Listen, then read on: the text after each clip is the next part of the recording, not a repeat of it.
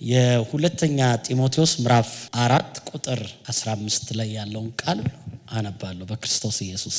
አንተም ደግሞ ከእርሱ ተጠበቅ፣ የምንናገረውን እጅግ ተቃውሟልና በፊተኛው ሙግቴ አንድ እንኳን አልደረሰልኝም። ሁሉም ተወኝ እንጂ ይህንንም አይቁጠርባቸው። ዳሩ ግን የስብከቱ ሥራ በእኔ እንዲፈጸም አሕዛብንም ሁሉ እንዲሰሙት ጌታ በእኔ አጠገብ ቆሞ አበረታኝ።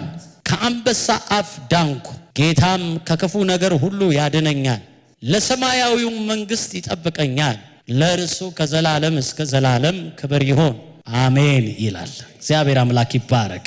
አሁን ያነበብኩላችሁ ከ15 ጀምሮ እስከ 18 ያለው ክፍል ሐዋርያው ቅዱስ ጳውሎስ ለጢሞቴዎስ የጻፈው መልእክት ነው። ይሄ ወደ ሞቱ በተቃረበበት ጊዜ የጻፈው መልእክት ነው እና አንደኛ ጢሞቴዎስ ከብዙ አይነት ነገር እንዲሸሽና ደግሞም በቤተ ክርስቲያን ያለውን ስርዓት እንዲያስተካክል የመልእክት ያስቀመጠለት ነው። ሁለተኛው ግን ስለ ጽናት ነው የሚነግረው። እኔ ጌታን ሳገለግል ይሄ ደርሶብኛል፣ ስለዚህ አንተም ጽና ነው የሚለው። ስለዚህ እኔ ሃይማኖትን ጠብቄያለሁ፣ ሩጫውን ፈጽሜያለሁ፣ ስለዚህ የጽድቅ አክሊል ይጠብቀኛል የሚል መልእክት ያለው ሁለተኛ ጢሞቴዎስ ላይ ነው። ስለዚህ ለአገልግሎቴ ደግሞ ከሰማይ ከአምላኬ ዘንድ የምቀበለው ነገር አለኝ። ይሄ ግን ለኔ ብቻ ሳይሆን እንደኔ ላሉት ሁሉ ነው። በጽድቅ ላገለገሉ እግዚአብሔርን በመፍራት ላገለገሉ ሰዎች አምላኬ በሁሉ ፊት ይሄንን ይሰጣል የሚል መልእክት አለ። እዚህ ጋር ግን አሁን ባለብኝ የፍርድ ክርክር ወቅት አንድስ እንኳን ሰው አጠገቤ አልነበረም። ሁሉም ተተውኛል። ሁሉም በተውኝ በዚህ በመከራዬ ጊዜ ጌታ ግን ባጠገቤ ቆሞ ምን አረገኝ? አበረታኝ። ሁሉም የሚተው ሰዓት አለ። ሁሉም የሚረሳ ሰዓት አለ። ጌታ ብቻ ከናንተ ጋር የሚሆንበት ሰዓት። ኢየሱስ ክርስቶስ ጌታ። ስለዚህ ጌታ እንደ ግለሰብ፣ እንደ ቤተሰብ፣ እንደ ከተማ የረሳ የሚመስልበት ጊዜ ምንድነው? አንዱ ምልክቱ ስትሉ ሰዎች ይረሷችኋል። ሰዎች የራሴ የምትሏቸው የቅርብ ሰዎች አሁን ከሐዋርያው ቅዱስ ጳውሎስ ይሄንን መስማት በጣም ከባድ ነው። ምክንያቱም ለብዙ ሰው በረከት የሆነ ሰው ነው። ለብዙ ሰው ወደ ጌታ መምጫ ምክንያት የሆነ ሰው ነው። እስፔሻሊ ለአሕዛብ ብዙ ወንጌል የሰበከ ሰው ነው። እሱ ብቻ አይደለም፣ ደግሞም ምን ያረገ ሰው ነው ብትሉኝ ብዙ ሰዎች የታመሙ ሰዎች የፈወሰ ሰው፣ ጥላው ሳይቀር ይፈውስ የነበረ ተአምራት ያደርግ የነበረ አስደናቂ ሰው ነው ሐዋርያው ቅዱስ ጳውሎስ። ከእጁ ብዙ ሰው ተአምራት አይቷል። የመዳንን መንገድ አሳይቷል። በጣም ለብዙ ሰው ጸልዮአል፣ አገልግሏል። ረጅም ዘመን ያገለገለ ሰው። ነገር ግን ፍርድ አሁን በእስር ቤት ውስጥ እያለ ፍርዱን እስኪፈረድበት ድረስ ባለው ምልልስ ወቅት በአንድ ቤት ውስጥ አስቀምጠውት ወደ ፍርድ ሸንጎ ያመላለሱት ስለነበረ እንግዲህ አንደኛ ሰው ይጠይቃል፣ የመጀመሪያው አካባቢ፣ ሁለተኛ ሰው ይጠይቃል፣ ሶስተኛ ይጠይቃል፣ ከዛ ሰው ይደክማል። ብዙ ሰው ደከመው። ሐዋርያው ጳውሎስ ጋር የሚመጣ ጠያቂ ጠፋ፣ ብቻውን ሆነ። ብቻውን በሆነበት ሰዓት ላይ የጻፈው መልእክት ነው ሁለተኛው መልእክት እና ሞት እየሸተተው በሞት ጣር መካከል ሆኖ የጻፈው ነው። አሁን እኔ ሞት አለው እንደውም ግልጽ አድርጎ ስለ ሞቱ ያወራበት ክፍል ሁለተኛ ጢሞቴዎስ ነው። እኔ እንግዲህ አሁን ልሰዋ ነው አለ። አሁን እኔ ልሞት ነው። ከሞት በኋላ ግን የሚጠብቀኝ ክብር አለ፣ የሚጠብቀኝ የጽድቅ አክሊል አለ። አሁን ባለሁበት ሁኔታዬን እንድገልጽልህ ፈልገህ ከሆነ አሁን ያለሁት ብቻዬን፣ ሁሉም ምንም ብለውኛል፣ ትተውኛል። ሁሉም ሰው ትተወኝ፣ ግን አንድ ያልተወኛል። ኢየሱስ ክርስቶስ ጌታ። አንድ ያረሳኛል። እሱ ግን ባጠገቤ ቆሞ ምን አረገኝ? አበረታኝ። የመልእክቴ ሐሳብ ይሄ ነው፣ ያበረታችኋል የሚል። እስኪ ጩሁና አሜን በሉ። የስብከቴም ሐሳብ ርዕሱም መልእክቴም ይሄ ነው፣ ያበረታችኋል። ስለዚህ ሁሉ ይረሳል፣ ሁሉ ይተዋል። ሁሉ አገልግለን፣ እኛ አገልጋዮች ነን፣ አገልግለን የምንረሳበት ዘመን አለ። ይሄ ፌኩን አገልግሎት፣ ይሄ የውሸት አገልግሎት አይደለም እላችሁ። ይሄ በብዙ አጃቢ የሚመላለሱትን አገልግሎት አላልኩኝም። እውነተኛ አገልጋዮች አጃቢ ያስፈልጋቸው። የሚያስወጣቸው የሚያስገባቸው መንፈስ ቅዱስ ነው። በላያቸው ላይ የተጠራው የክብር መንፈስ ስለሆነ እስኪ ጩሁና አሜን በሉስ። ይሄ ለብዙ ሰዎች መሰናክል የሚሆነውን አገልግሎት አላልኩም። ስለዚህ ምንድነው የምትለን ካላችሁኝ አገልግላችሁ ተአምራት በህይወታችሁ ተገልጾ የእግዚአብሔርን ቃል በብዙ ተናግራችሁ ዘምራችሁ ሰብካችሁ ቤተክርስቲያን ተክላችሁ በገጠር በከተማ ሄዳችሁ ልምትረሱበት ጊዜ አለ። ሰው ሊረሳችሁ ይችላል።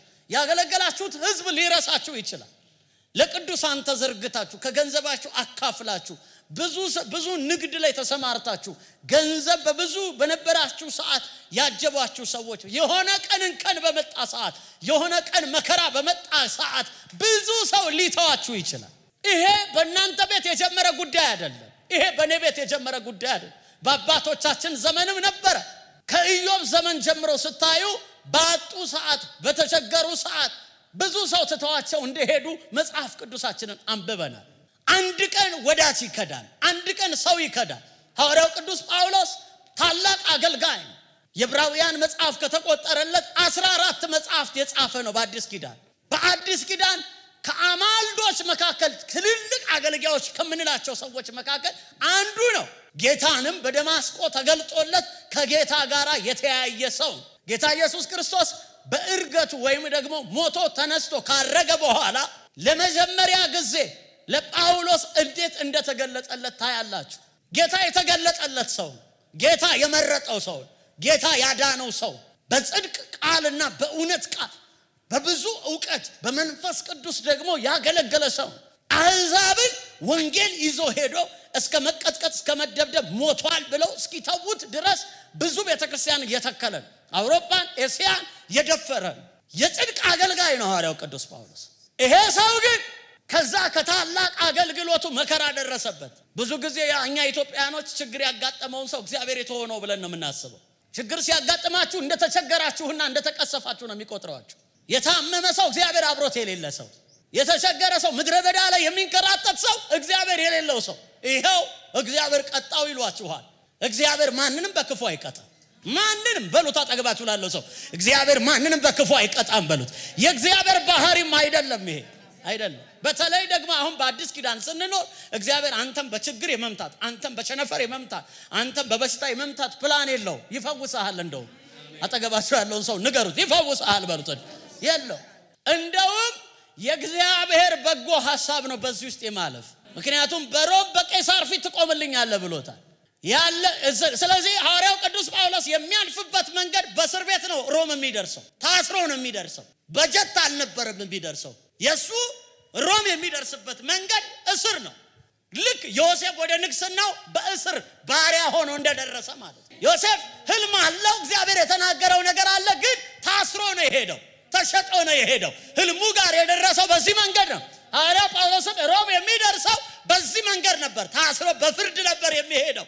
በዚህ ውስጥ ግን በሚያልፍበት ወደ ግቡ እግዚአብሔር ወደ አለለት ነገር በሚሄድበት ጊዜ ሰዎች ሁሉ ተውት፣ ሰዎች ሁሉ ረሱት። አንዳንዱን ቻሌንጅ ስታልፉ የራሳችሁ ሰው ይተዋችኋል። አንድ አለ የማይተው። የዛን ጊዜ ነገር በጨላለመ ሰዓት አጠገብህ ቆሞ ሊያበረታህ የሚችል አንድ ብቻ። አይኖችህን ወደሱ አንሳ ያልኩት ለዚህ ነው። የዚያን ጊዜ አቅም የሚሰጥ እሱ ብቻ። ስለዚህ ሰው ይደክመዋል። እስር ሲያጋጥመው ሄደው ጠየቅ አርጉ። ቁርስም ምሳም የሚበላም የሚጠጣም ይዘው ሄዱ። ወይ እግዚአብሔር ሰው ታሰረ ብለው ጠየቅ አረጉና ደከማቸው ቀሩ። ሰው ይደክመዋል፣ ይሰለቸዋል። እናት ብትሆን ይሰለቻታል፣ አባት ቢሆን ይሰለቸዋል፣ ዘመድ ወንድም እህት ቢሆን ይሰለቸዋል። በእናትም በአባትም የማይተካል፣ በዘመድም በጓደኛም የማይተካል፣ በአብሮ አደግ የማይተካል፣ በጓደኛ የማይተካል። አብሬው በልቻለሁ ተምሬያለሁ ብለህ በማትተካ አንድ አለ። በችግር ሰዓት በምድረ በዳ ሰዓት ቆሞ የሚያበረታል። መልእክት አለ ዛሬ። እርሱ ያበረታችኋል።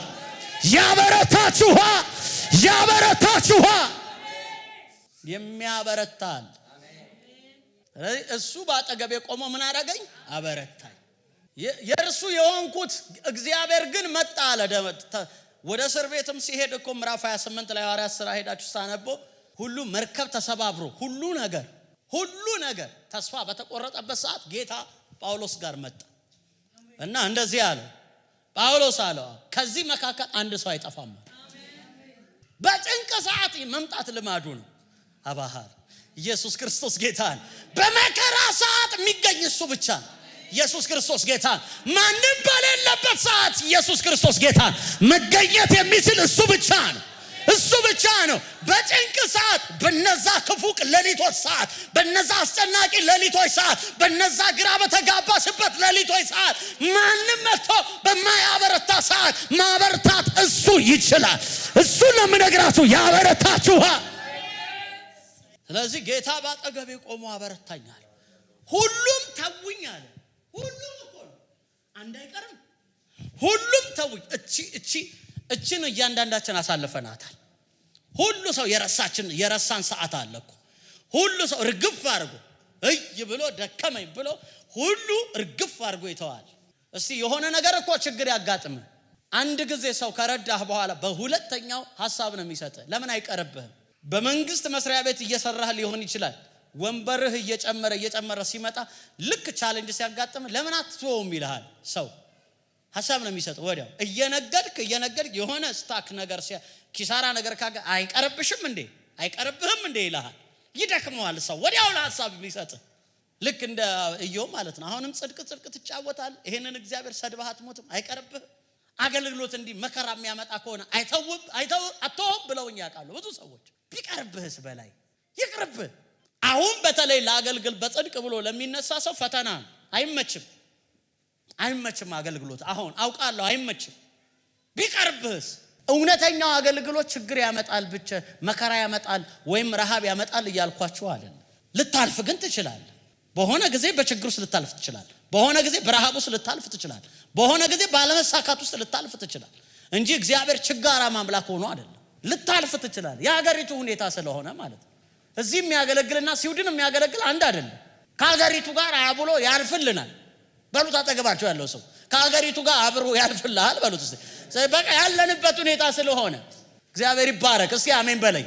ስለዚህ ይሄንን የተቸገረ ህዝብ ላይ እኔ በላዩ ጀት ልንዳበት፣ ይሄንን በችግር ውስጥ እዚህ አንድ ብር መስጠት የማይችለውን ሰው እኔ መጥቼ በቪኤት ምናምን መጥቼ እንትን ልበልበት። እኔ ማንም ሰው በጽድቅ ከሆነ ይንዳ። ቪኤት አይደለም ለምን ቪናይን አይመጣም? ይንዳ። እሱ ችግር የለብኝም። እንደዛ አይነት አገልጋይ አይደለሁኝ። የሆነ ምቀኛ ምናምን መንፈስ ኖሮኝ አይደለም። ጌታ ግን ያውቃል፣ ገንዘቧ እንዴት እንደመጣች ያውቃል። ያንዳንዷን የምታወራረድበት ቀን አለ ነው።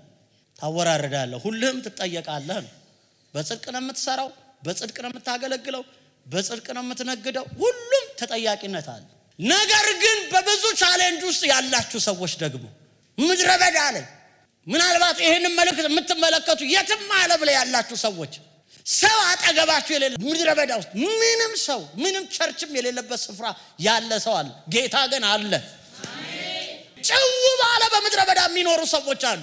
ሰው የሌለበት ስፍራ አለ። ሰው ኦሮምኛ ማውራት፣ አማርኛ ማውራት፣ የሀገራቸውን ቋንቋ ወላይተኛ ማውራት የማይቻልበት ቦታ ላይ ያሉ ምንም የማያውቁት አካባቢ ያሉ ብቻቸውን ያሉ ሰዎች አሉ። ጌታ አለ ነው አለ። ጌታ ባጠገባችሁ ቆሞ የሚያበረታችሁ ጌታ አለ።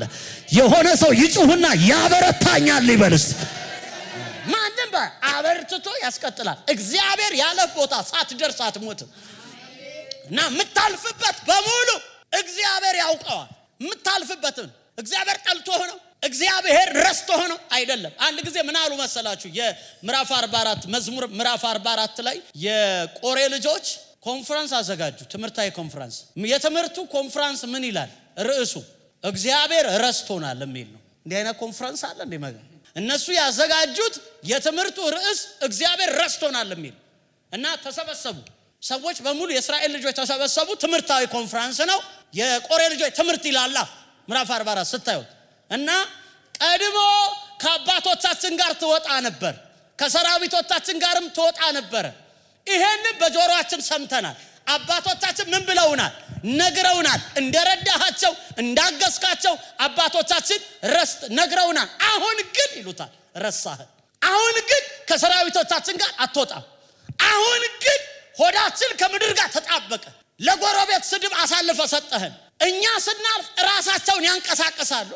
አየኸው? አያት እቺ እግዚአብሔር የረሳት ምን ትመስላለች እያሉ ሰዎች ራስ መንቀሳቀሻ አደረከን። ከዚህ የተነሳ ከሚሳደብና ከሚላገድ ቃል የተነሳ ይላል ስድብ በእኛ ላይ በረታብን ረስተህናል አሉት። ሲዘጉት ምዕራፉን እንዲህ ይላል ምዕራፍ 44 አቤቱ ስለ ስምህ ስትል ተቤዠን እርዳን ብለው ዘጉት። ጌታ ሊያበረታቸው መጣ። ጸሎታቸውን ሰማ። ይሄ ርዕስ እንዴት ይሆናል እንዴት እንደዚህ ትሉኛላችሁ አላለም። እግዚአብሔር ልመናቸውን ሰማ። የሚያልፉበት መንገድ ነበረ። የሚያልፉበት መንገድ ስድብ ጠግበዋል። የሚያልፉበት መንገድ ሆዳቸው ከምድር ጋር ተጣብቋል። የሚያልፉበት መንገድ ጠላቶቻቸው ሰድቧቸዋል። ሰራዊቶቻቸውም ተዋርደዋል። ቀድሞ ሰራዊቶቻቸው ወጥተው ድል ነስተው ነበር የሚመጡት።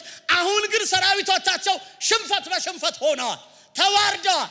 እግዚአብሔር የተዋቸው መሰላቸው። አስቡት እናንተ የአንድ ሀገር ዜጋ ሆነው ሰራዊቶቻቸው ተሸንፈው ጎረቤቶቻቸው እየመጡ ጠላቶቻቸው መተው ሲሳደቡ አቤት እናንተም ብሎ አምላክ ያለው ህዝብ እናንተም ብሎ እንዲህ ነው አዋረዷት እስራኤልን። ተዋርደናል፣ ለጎረቤት ስድብ ሆነናል፣ ረስተህናል። መጀመሪያ በፊት ግን አባቶቻችን እንዴት እንደረዳሃቸውና እንዴት እንዳከበርካቸው ነግረውን ነበር። ናና ተቤዠን፣ ናና እርዳን። ስለዚህ እንደዚህ ብለው ትምህርታዊ ኮንፈረንስ አዘጋጅተው ሌላ ትንሽ ቆዩና ሌላ ደግሞ የመዝሙር ኮንሰርት አዘጋጅተው ህዝቡን ጠሩ። ያ ጸሎታቸው ያ ምሬታቸው ወደ መዝሙር ተቀየረ። አሜን። እስኪ አሜን በሉ እስቲ። ስለዚህ አሁን ደግሞ የአምልኮ የወርሺፕ ናይት እንደምትሉት ወይም ደግሞ የአምልኮ ምሽት ብለው ምን በሉ የመዝሙር የዝማሬ የኮንፈረንሱ ርዕስ አንፈራም የሚል ነው። አሜን በልባል እስኪ ጩውና አሜን በሉ እስቲ። ለምን አሁን መጣና እግዚአብሔር ረዳቸው። አሁን መጣና እግዚአብሔር አበረታቸው። አሁን መጣና ካሉበት ነገር አወጣቸው። ከዛ የመዝሙር ምሽት አዘጋጁ። ምዕራፍ 46 እንዲህ ይላል መዝሙር ላይ የቆሬ ልጆች መዝሙር ይልና መዝሙሩ ምን ይላል? አምላካችን መጠጊያችንና ምናችን ነው? ኃይላችን ነው። ባገኘን በታላቅ መከራ ምናችን ነው? ረዳታችን ነው። ስለዚህ ምድር ብትናወጥ ተራሮች ወደ ባህር ልብ ቢገቡ እኛ ምን አንልም፣ አንፈራ። ረዳቸው። እንደ ሀገር ከተዋረዱበት አወጣቸው። ስድባቸውን መጣ። እንደዚህ ይላል እንደው እናንተ በሩቅ ያላችሁ ረፉ ይላል ምዕራፍ 46 እኔ አምላክ እንደሆንኩ ምን በሉ እወቁ ይላል ኢየሱስ ጌታ። እስኪ ጩሁና አሜን በሉ። ያበረታሻል። ያበረታሃል። በየትኛው ምሬት ብትሆኑ በየትኛው ብቻዬን ነው ላላችሁ ልክ እንደ ሐዋርያው ቅዱስ ጳውሎስ ብቻችሁን ለሆናችሁ ሰው የረሳችሁ ሰው የከዳችሁ የሆነ ወቅት ብዙ ሰው ቤታችሁ ይመጣ ነበር፣ ህይወታችሁ ላይ ይመጣ ነበር። አሁን ግን ብቻችሁን ናችሁ። እንደ ቤተክርስቲያን ሊሆን ይችላል፣ እንደ ሀገር ሊሆን ይችላል፣ እንደ ቤተሰብ ሊሆን ይችላል፣ እንደ ግለሰብ ሊሆን ያበረታችኋል። ማበረታት ልማዱ ነው። ለዚህ ነው ዳዊት አቤቱ ይላል ጉልበቴ ሆይ ምን እልሃለሁ ወዳለሁ። አቅም ይሆናል፣ ጉልበት ይሆናል፣ ይረዳል። ብቻውን አይተዋችሁም። ለጠላቶቻችሁ ሰጥቶ ዞር አይል ያበረታል። ማርቆስ 16 ላይ ኢየሱስ መጣ። ወደ ደቀ መዛሙርቱ ሲመጣ በጌተሰማኒ ትተውት እኮ ሸሹ። ብቻውን ትተውት በሮም ወታደር ተይዟል። 3 ዓመት ተኩል ያበላቸው ያጠጣቸው ያስተማራቸው ብዙ ተአምራት ያሳያቸው ደቀ መዛሙርት ትተውት ሸሹ። ያማል። እኔ በሆን ለነዚህ ሰዎች ምንድነው ማደርገው? የሆነ የገዳ ደብዳቤ ነው መሰጣቸው አይደል? ወይም ደርግ ቢሆን በደርግ ጊዜ የደረሳችሁ ሰዎች ካላችሁ አብዮቱን ክዷል ተብሎ ይገደላል ሰው። ወይ አንብባችሁም ከሆነ ታውቃላችሁ። ሁላችሁም ሳያችሁ አታውቁትም መሰለኝ ታሪኩን። የኢህአዴግ ልጆች ናችሁ መሰለኝ ሁላችሁም። በደርስ እኔ እንደውም ይመስለኝ የኃይለ ሥላሴ ሁሉ ያለነ የሚመስለኝ። ይሁን ግን ዞሮ ይሁን ምን ልላችሁ ብዬ ነው። አብዮቱን ክዳል ተብሎ ሰው ያው ሰምተናልኛ በብዙ ወይ ይረሸናል ወይ ይገደላል። ክህደት ያስገድላል። ክህደት ነው የፈጸሙበት ኢየሱስ ላይ። እንደውም አናቀውም ነው ያሉት።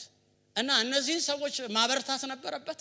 ሰበሰባቸው፣ ጠራቸውና መጽሐፍ ቅዱስን በጣም ነው የሚደንቀኝ ማርቆስ 16 ይሄንን የህይወት ቃል ይላል ከፀሐይ መውጫ እስከ ፀሐይ መጥለቂያ ድረስ እንዲያገለግሉ በእጃቸው ላከው ይላል። እነሱ ነው አበረታቸው። ትተው የሸሹትን የደከሙትን መፍረክረክሽን ያውቃል፣ መድከምህን ያውቃል፣ ግራ መጋባትን ያውቃል፣ እንዳቃተ ያውቃል፣ ብቻህን እንደሆንክ ያውቃል፣ እንደደከምክ ያውቃል። ስለዚህ እሱ ማበረታት ስራው አበረታቸው እና ጠራውና በጣም ፒተር እዚህ ጋር ያሳዝነኛል። ጴጥሮስ ከነዚህ ይልቅ አብዝተህ ትወደኛለህ አለው። ትላንትና አዎ ዘራፍ ምናምን ብሏል። አሁን በራሱ ላይ እምነት አጣ ጴጥሮስ። ክዷላ ትላንት ጌታ ሆይ አይሁንብህ ምናምን ብሎታል እና ጌታም ስለሚያውቅ ትወደኛለህ ሲለው አሁን እንደ ድሮ ምናምን አላለ፣ ዘራፍ አለ። ጌታ ሆይ አንተ ታውቃለህ አለ። በድጋሚ ጠየቀው እና እንግዲህ በገረድ ፊት የካደውን ሰው ዋው የሱ አገልጋይ በመሆኔ አባካቸው አጨብጨቡ። ኢየሱስ ክርስቶስ ጌታ። በገረድ ፊት የካደውን ሰውዬ ዲያሎግ አረገው፣ አወራው፣ አናገረው። ምን አለው? በጎቼን ጠብቅ፣ አሰማራ። አበሻስ መቼም ቀር መሰለህ አይደለ? ካድከኝ እኮ ብዬ ፕሮፌሲ እኮ አምጥቼልህ ነበረ። ከዶሮ ከመጫው በፊት 3 ጊዜ ተፈጸመ አልተፈጸመም? አንተማ አላለው። ይሄው ቀጥል፣ አበርትቶት ቀጥል። ይሄው ሰው ድካምህን ነው የሚቆጥርልህ። አየሽ አንዴ እዚህ ደግሞ አንዴ አትውደቂ። ኢትዮጵያ አትውደቅ አንዴ። ኢትዮጵያ ውስጥ ያለ ደስ የሚለኝ ነገር ልንገራችሁ። 2 ነገር ሲሳካልህ የልጄ ነው የሚሉክ ብዙዎቹ። ጸልዬለታለሁ እኮ ሲሳካልህ። ስትወድቅስ አይሰማም ነበር፣ አይሰማም፣ ቀዥቃዣ አይሰማም ነበር። አይሰማ እብድ እኮ ነው ይልሃል። በላይ እብድ ምናምን ይልሃል። በተለይ ጌታን ሰምቼ ላገልግል ካል አይሰማም፣ ልጁ አይሰማም ይልሃል። ይሳካልህ እሺ ደግሞ በስ ልጄ እኮ ነው የሚገርም፣ ቆንጥጫ አብልቻ አጉርሼ ያሳደግኩት ይልሃል። 2ቱ አለ። እናንተ አልደረሰባችሁ እንደሆነ አላውቅም። በመከራ ውስጥ ባላችሁበት ሁኔታ ውስጥ እርግጠኛ ሆኜ ያጣጣምኩትን የነካውትን ትላንትና በህይወት ያየሁትን ጌታ ልንገራችሁ፣ ማንም በሌለበት አጠገባችሁ ሆኖ ያበረታችኋል። ማንም በሌለበት ማንም በሌለበት መርዳት ልማዱ ነው። ማንም በሌለበት ማገዝ ልማዱ ነው። ማንም በሌለበት ማሻገር ልማዱ ነው። ማንም በሌለበት ኃይል መስጠት ልማዱ ነው። ማንም በሌለበት በምድረ በዳ። ስለዚህ አባ አጠገቤ ቆሞ አበረታኝ አለ ጳውሎስ። ብዙ ነው መጽሐፍ ቅዱስ ላይ ያበረታቸው ሰዎች ብዙ ነው። የትኛውን አንስቼ የትኛውን ጨርሰዋል? እናንተንስ ትላንት አበርትቷችኋል? ረድቷችኋል? ትላንት ያገዘው ሰው አለ እዚህ? እግዚአብሔር ትላንት ያሻገረው ሰው አለ? ትላንትና ያበረታችሁ ጌታ ዛሬም ያበረታችኋል። ትላንትና የረዳችሁ ጌታ ዛሬም ይረዳችኋል።